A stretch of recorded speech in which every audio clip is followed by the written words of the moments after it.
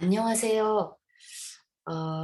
이번 시간에는 고급 발달 심리학에서 그 블룸의 지식의 분류에 대해서 살펴보겠습니다. 그러면 파워포인트를 이용하여 쉐어링을 하겠습니다.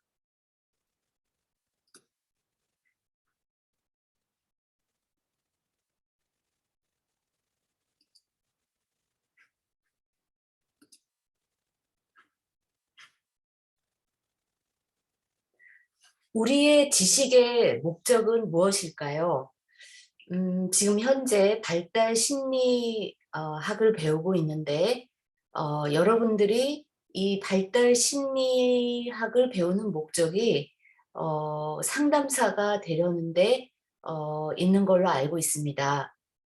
그래서 여러분들은 이러한 발달 심리학과 관련된 이론들을 배우고 이 이론들을 어, 내담자를 상담할 때 배운 이론을 적용하는데 어, 또한 목적이 있을 거라고 생각이 듭니다.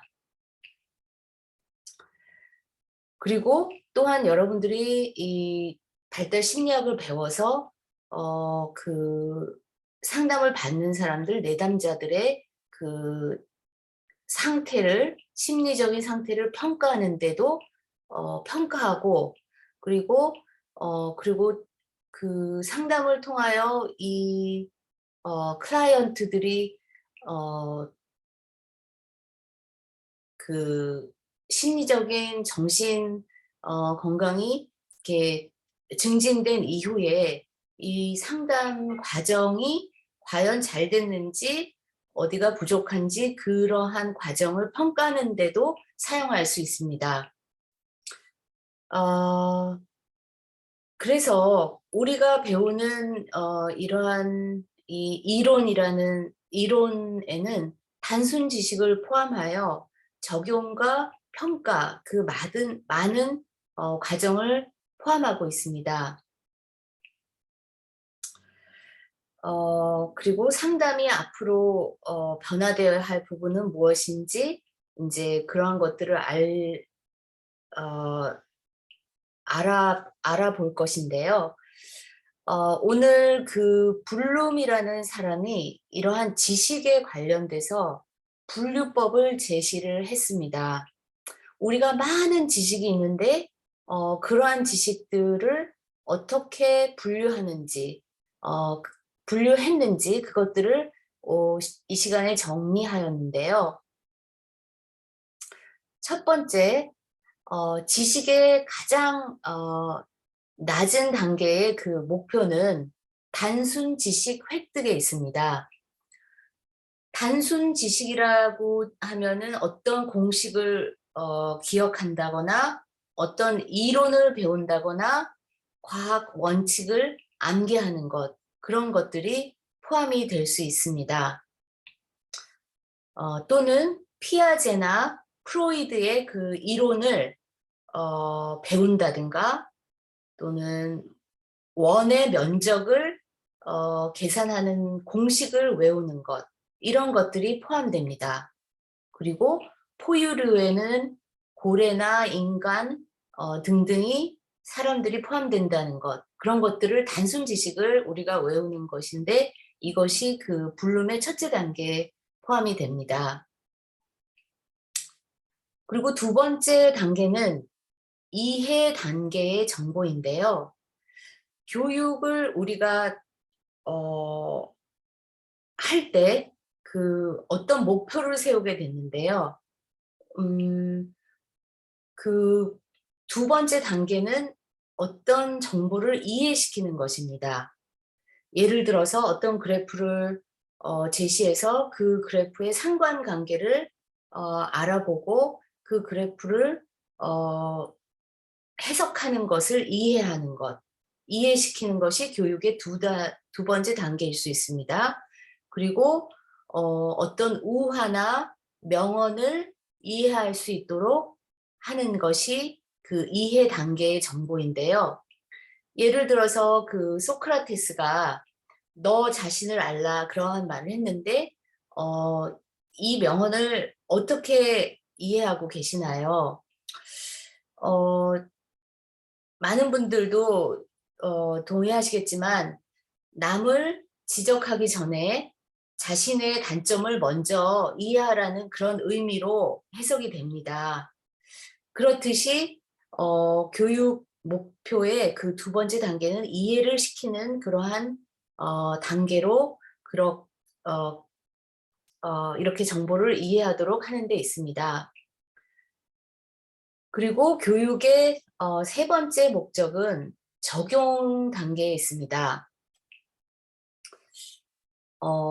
어떠한 원칙을 이용해서 우리는 새로운 문제나 실제 생활에서 일어나는 그런 문제들을 해결하기도 합니다. 우리 학생들도 이미 배운 지식들을 실제 그 상황에서 그 해결하기 위해서 어떤 지식을 사용하는 것입니다. 예를 들면은 수영장에 물을 채우기 위해서 얼마만큼의 물이 필요한가 그것을 계산하려면 수영장의 가로, 세로 높이를 측정해서 그 나오는 값을 이용해서 물이 얼마나 필요한지 알 수 있을 것입니다. 그리고 또한 온도와 압력과의 관계를 이용하여 그 벌룬이라는 그 기체가 뜨고 올라가고 높이 올라가고 하는 것들을 조정할 수 있습니다. 비행기도 이 적용 단계에 그러한 비행기가 나는 것도 적용 단계에 포함이 되는데요. 그 기체의 무게와 그 속도 그리고 연료와의 상관관계를 이용하여 이륙하고 착륙하는 것인데 그 물리학적인 지식을 이용하여서 실생활에 적용한 단계라고 할 수 있겠습니다. 우리가 비행기를 타고 다니면서 얼마나 많은 혜택을 받고 있잖아요. 근데 이러한 비행기가 이륙하고 착륙하고 그러한 것도 우리 그 배운 지식을 적용시키는 그런 단계에 의해서 우리가 그러한 혜택을 받는 거라고 할 수 있겠습니다. 그리고 또한 다른 예를 들자면 피아노의 음반을 우리가 배우고 도레미파솔라시도 그걸 배우고 소리를 익히고 또한 모차르트의 그 작품을 연습하고 그런 것도 우리의 그 음악을 지식을 이용해서 피아노를 치는데 적용을 하기 때문에 적용 단계에 포함된다고 할 수 있겠습니다. 그리고 또한 여러분들이 발달 심리 이론을 배우고 그것을 선택해서 상담에 해보는 것도 적용의 한 예가 될 수 있겠습니다.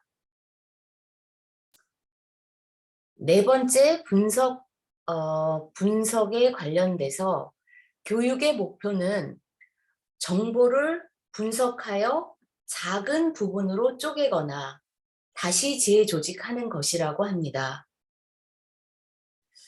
분석을 하기 위해서 학생들은 여러 정보를 동시에 관찰할 수 있어야 합니다.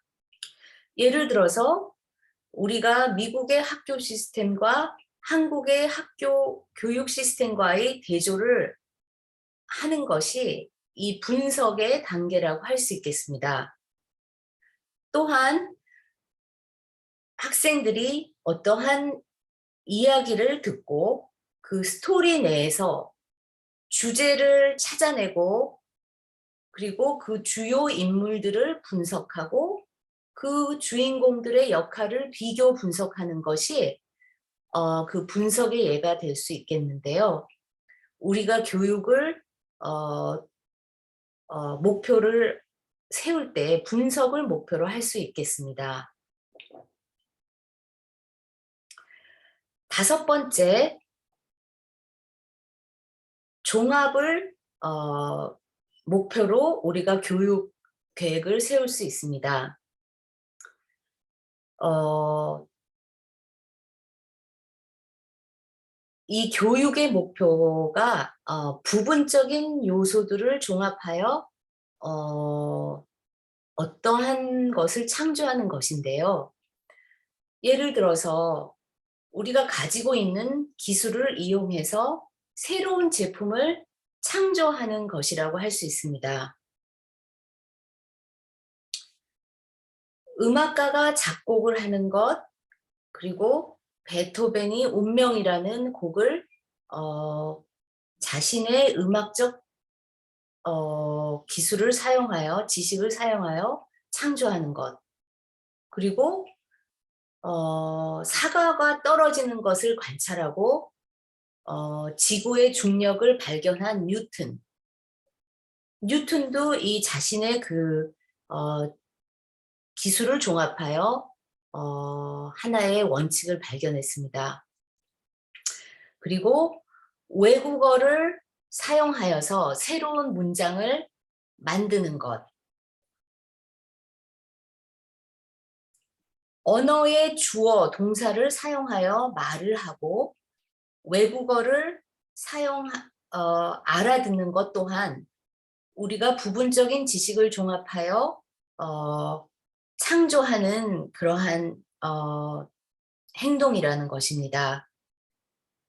그리고 언어를 사용하여서 시를 쓰고 소설을 쓰는 것 또한 종합의 기술에 해당되는 것입니다.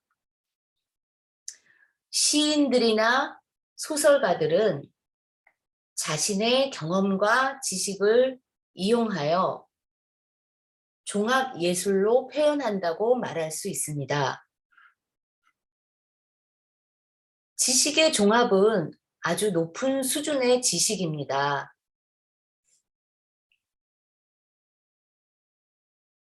우리가 흔히 알고 있는 명언들도 또한 종합된 지식이라고 할 수 있습니다. 예를 들어서 일찍 일어나는 새가 벌레를 잡는다. Early bird gets the worm. 또한 다른 예를 들면 역사를 잊은 민족에게 미래는 없다. 그래서 우리는 역사 교육을 해야 된다는 것이죠. 이러한 명언들은 그 본인이 이제까지 경험하고 가졌던 지식을 통틀어서 종합해서 나온 지식이라고 할 수 있습니다. 그리고 마지막 지식 단계는 평가입니다. 평가는 어떤 기준이나 스탠다드를 사용하여서 어떠한 것을 평가하는 것인데 이것이 교육의 최고 목표이며 가장 고등 단계에 해당하는 교육의 목표입니다. 그래서 여러분들도 이 발달 심리학을 듣고 단순 지식을 기억하고 그것들을 이해하고 또한 지식을 적용하여서 때로는 분석하기도 하고 종합하고 그리고 내담자들과의 상담을 통해서 발달 상태, 심리 상태를 평가하는 것이 가장 최고의 교육 목표로 삼을 수 있습니다. 요즘 TV에서 보면은 전문가들이 이제 등장해서 그 부모들의 행동 그리고 아이들의 행동을 평가하기도 하고 지적하고 평가하여서 긍정적인 아동의 행동을 위해서 대안을 제안하는 것을 보게 됩니다. 결국 이 전문가들은 자신의 지식을 종합하고 또한 그 지식을 바탕으로 부모나 아동들을 행동을 분석하고 그리고 해결점을 창조하는 것을 보게 됩니다.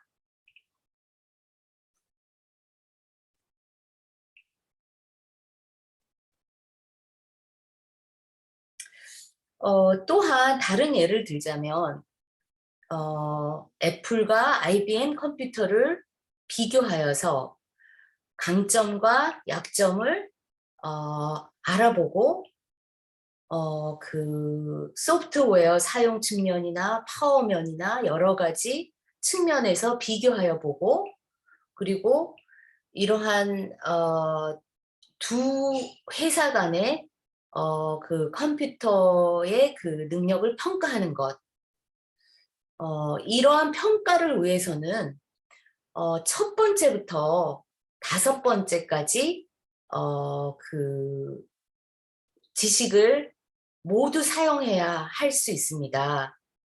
그래서 첫 번째부터 다섯 번째 종합까지의 그 지식을 모두 사용해야 평가의 수준에 다다르게 됩니다.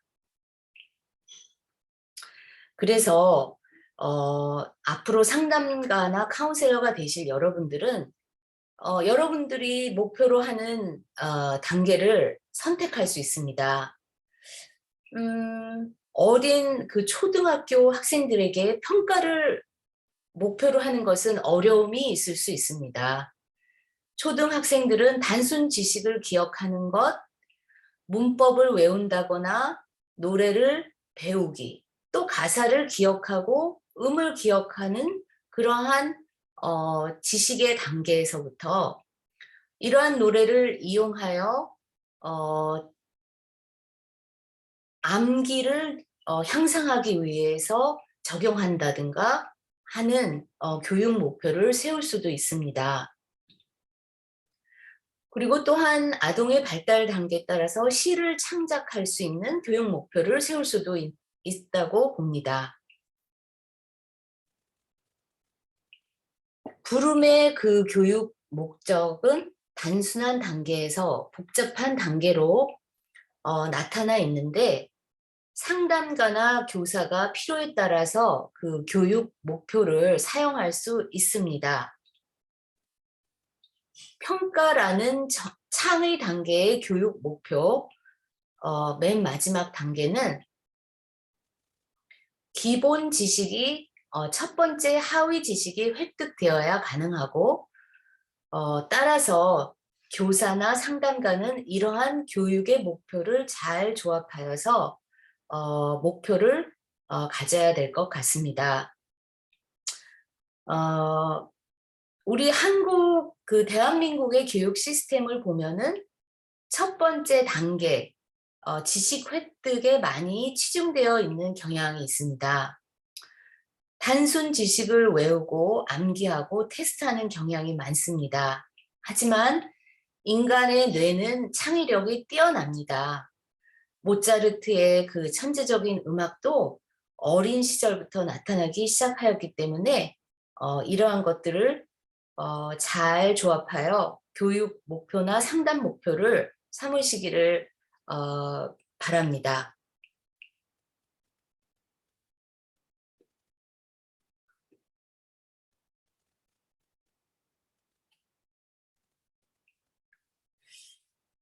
그 다음에 이제 우리가 함께 배워야 할 그 과제는 그 발달 심리학을 우리가 배우기 전에 세 가지 기본적인 원칙이 있습니다. 첫 번째, 인간 발달은 유전하고 그 지인, 우리가 태어나서 부모님으로부터 받은 지인과 환경, 우리가 살고 있는 이러한 가족적 환경, 사회적 환경, 그런 세계적인 환경, 이러한 유전과 환경 중에 어떠한 영향을 더 받을까요? 여기에 대한 답은 유전과 그 우리가 태어난 그 지인, 유전과 환경 두 가지 요소가 동일하게 우리 발달에 중요한 영향을 준다는 사실입니다. 영아기, 태어나서부터 두세 가지를 영아기라고 하는데요. 영아기를 예를 들어서 본다면 그때 뇌의 발달은 유전적인 요인들 뿐만 아니라 그 초기 경험, 어머니와 그 양육자의 그 환경에 의해서 많은 영향을 받습니다. 뉴런 뉴런과 그 시냅시스 그 뇌세포로 우리가 뇌세포라고 부르는 뉴런과 시냅스 그 뇌세포를 연결하는 그 시냅스의 생성에는 유전적인 요인이 중요한 역할을 담당합니다. 하지만 그 신경 전달하는 그 뉴런이 그 죽고 또다시 발달되고 수초화한다고 그래요. 연결되는 그러한 연결 과정은 우리 그 영아들의 환경적인 자극을 통해서 계속 발달하게 됩니다.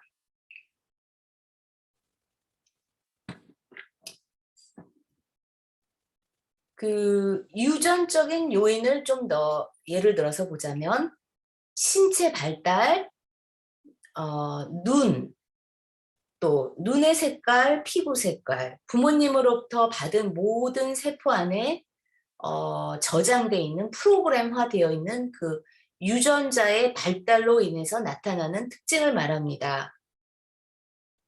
기질이나 템퍼러먼트, 여러분들도 배우셨겠지만 다혈질, 우울질, 이러한 점액질, 기질도 우리의 그 타고난 유전의 영향이라고 할 수 있습니다.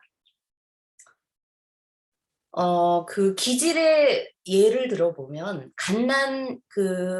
갓 태어난 영아의 경우 어떤 영아는 밤에 잘 깨지도 않고 잘 자는 아이들이 있는가 하면 밤새 잠을 자지 않고 울고 그리고 아주 달래기 힘든 두 부모가 이렇게 일어나서 달래도 달래기 힘든 아이들이 있습니다. 이러한 차이는 우리가 기질로서 설명을 할 수 있는데요. 이 기질은 유전적인 요인으로 볼 수 있습니다.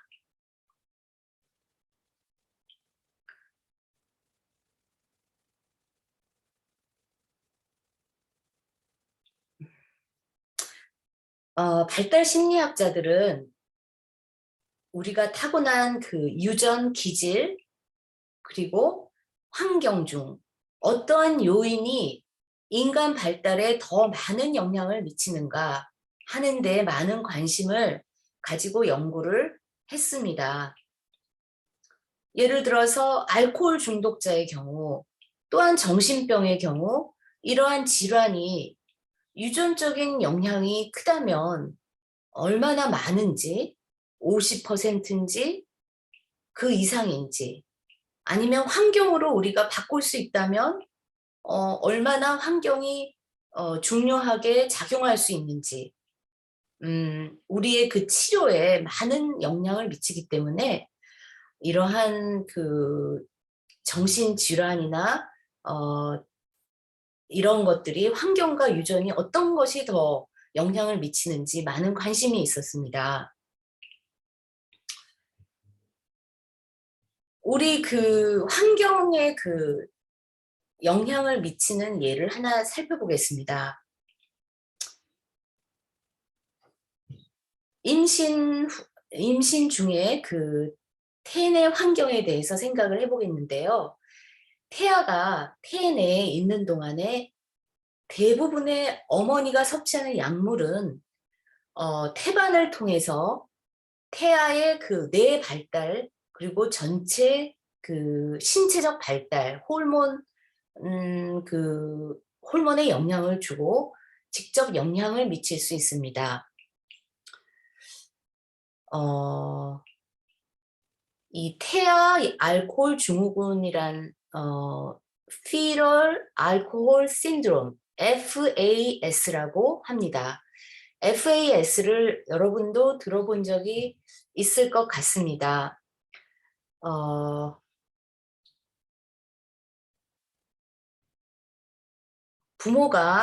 어머니가 태내 임신 중에 있는데 알코올을 많이 섭취한 경우 FAS가 나타나는데 이 아이들의 그 특징을 보면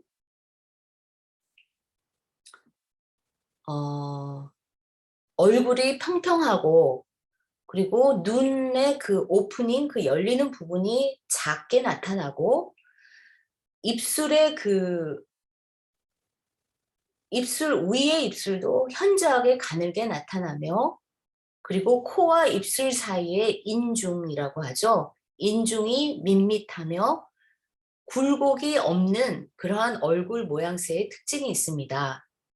그리고 이 아이들은 그 두뇌의 크기도 현저히 작게 나타난다고 합니다. 따라서 이렇게 환경이 그 그 태아의 발달에 결정적인 역할을 미치기 때문에 임신 중에 알코올 섭취는 금지해야 할 것으로 생각이 됩니다. 두 번째, 그 인간 발달의 원칙에 대해서 알아보겠습니다. 인간 발달에는 결정적인 시기가 있습니다.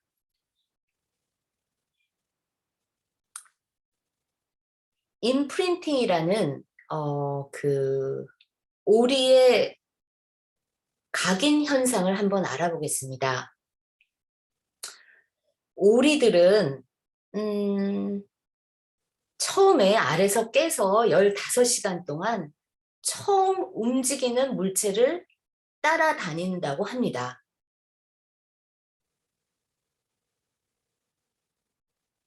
그래서 여러분들이 이 사진에서 보다시피 이 로렌츠라는 동물학자가 실험을 했습니다. 거위 알 10개 정도의 알을 반은 어미 거위 옆에 놔두고 나머지 반은 부화기에서 깨도록 어미 거위가 없는 상황에서 놔뒀습니다. 그리고 그 5개의 그 오리 알이 거위 알이 부화된 후에 이 로렌츠 동물학자가 옆에 있으면서 계속 이렇게 움직이니까 이 거위 새끼들은 로렌츠를 계속 따라다니게 됐다는 것입니다. 그래서 그 현상을 통해서 거위의 그 각인 현상을 관찰할 기회가 있어서 이것을 발표하게 되었습니다. 하나님께서 동물의 그 뇌에 이러한 각인 현상을 프로그램해서 넣어주셨듯이 우리 사람에게도 애착이라는 그러한 현상을 하나님께서 프로그램화해서 부여해 주셨습니다. 그래서 우리가 이 학자인 로렌츠가 실험한 거위가 이 각인을 나타내어 이 로렌츠를 따라다닌 그것을 통해서 보듯이 발달에는 아주 결정적인 시기가 있다라는 것입니다. 이 각인을 만드신 하나님의 목적은 생존을 높이기 위한 것으로 보입니다. 하나님께서 생존을 높이기 위해서 유전적으로 거위의 눈과 뇌에 처음 움직이는 물체를 따라가도록 프로그램한 그러한 유전이 있다고 생각할 수 있겠습니다.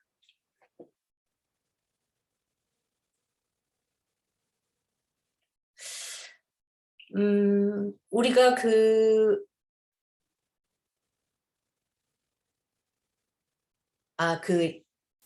인간의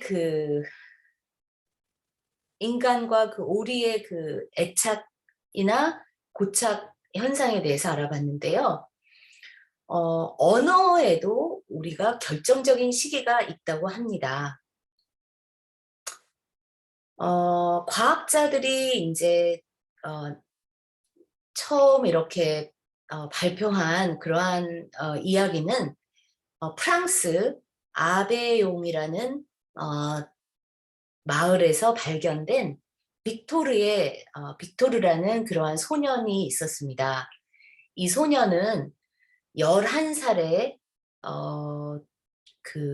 네 발로 다니면서 그런 야생 상태로 발견이 됐습니다. 이 아주 추운 겨울날에 이제 음식을 찾기 위해서 네 발로 다닌 이 소년을 발견하게 되었고, 이 소년은 그 과학자 이타르라는 과학자에 의하여 관찰하고 또 같이 생활을 하게 되었는데요.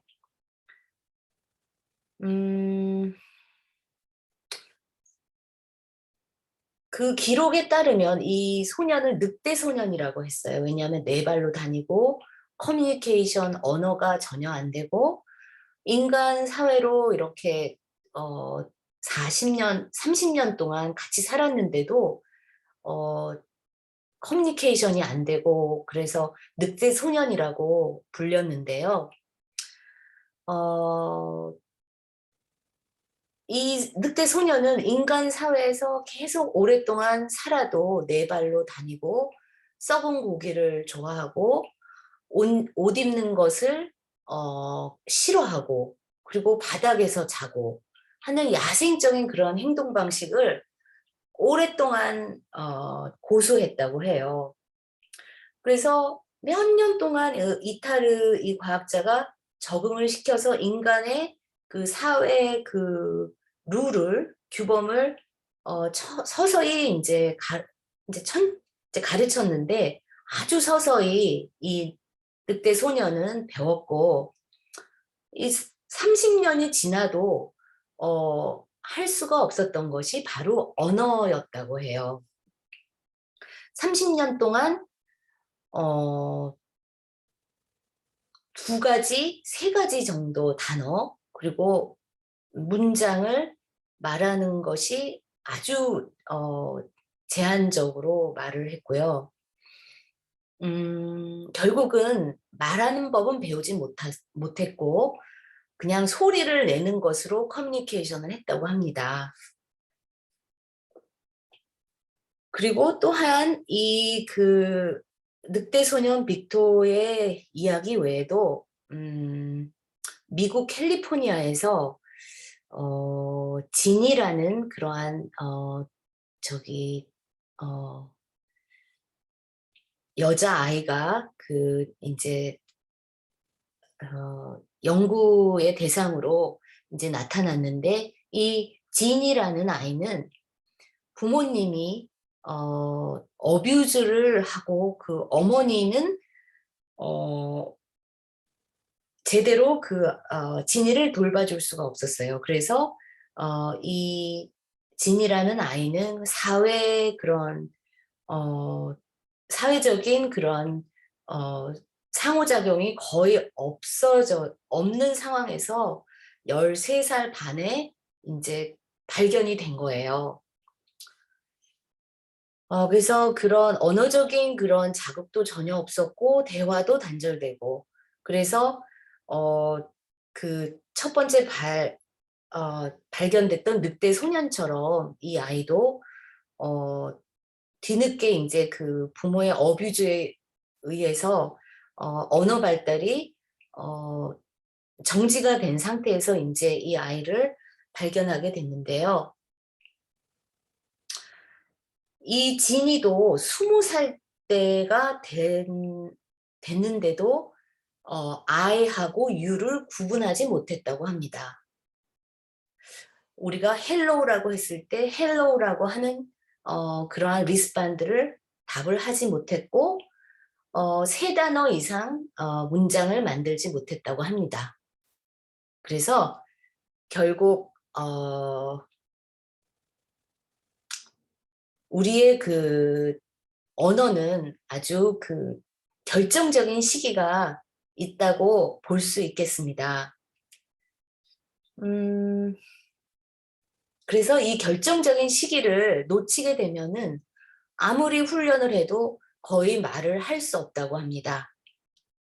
그 결정적 시기는 6살 전후로 알려져 있는데 이 시기 때 언어 습득을 해야지 내가 준비를 함으로써 그 언어를 유창하게 할 수 있게끔 나타날 수 있습니다. 그리고 세 번째 그 발달의 원칙을 살펴보겠습니다. 발달은 연속성과 비연속성으로 나타납니다. 연속적 발달의 예를 보자면 몸무게와 연령과의 관계입니다.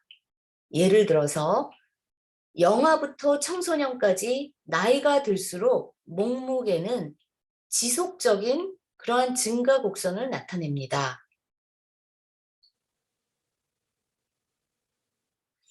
이 첫 번째 그 그래프에서 보듯이 몸무게는 그 연속적으로 이렇게 나타나죠. 하지만 발달은 이 두 번째에서 그 예에서 보듯이 그 그래프에서 보듯이 각 단계별로 나타나기도 합니다. 그 시기별로 독립적이며 질적으로 다른 형태의 행동을 나타나기도 하는데요. 이 비연속적 또는 단계별 그러한 발달은 우리가 예를 들자면 번데기가 나비가 되는 과정입니다. 인간들에게도 이러한 비연속적인 발달이 나타났는데 예를 들어서 7개월 된 아동이 유아가 기어다니다가 11개월이 되면은 설 수 있게 됩니다. 이러한 운동 과정은 서로 비연속적인 질적으로 기는 것과 서는 것, 다른 형태의 발달로 볼 수 있습니다. 그리고 이 비연속적 단계적 발달은 우리의 인지 활동에서도 나타납니다. 8개월 전에 아동들은 대상 연속성이라는 개념이 아직 발달되지 않았습니다. 대상 연속성이란 object permanence라는 그러한 인지 발달인데요. 말 그대로 대상이 계속 존재하는 것을 안다는 것입니다.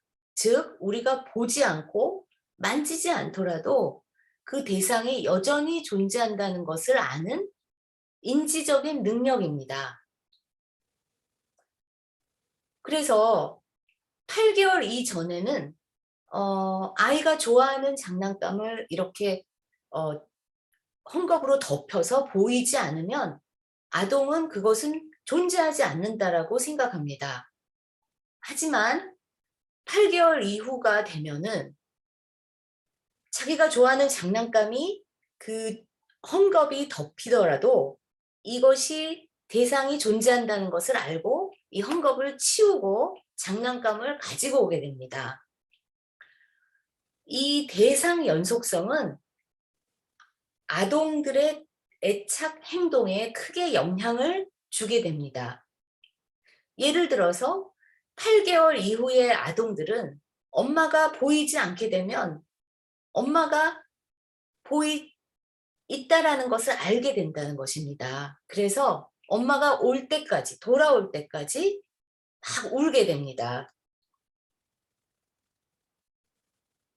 대상 연속성이 형성이 되지 않은 아동은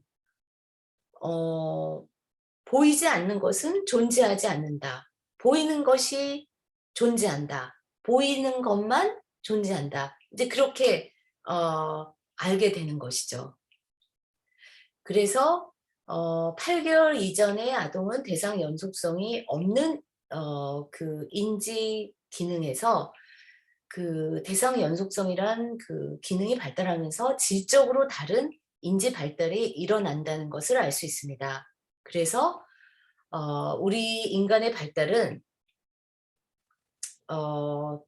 연속성과 비연속성 이러한 발달이 두 가지 모두 나타난다고 할 수 있겠습니다.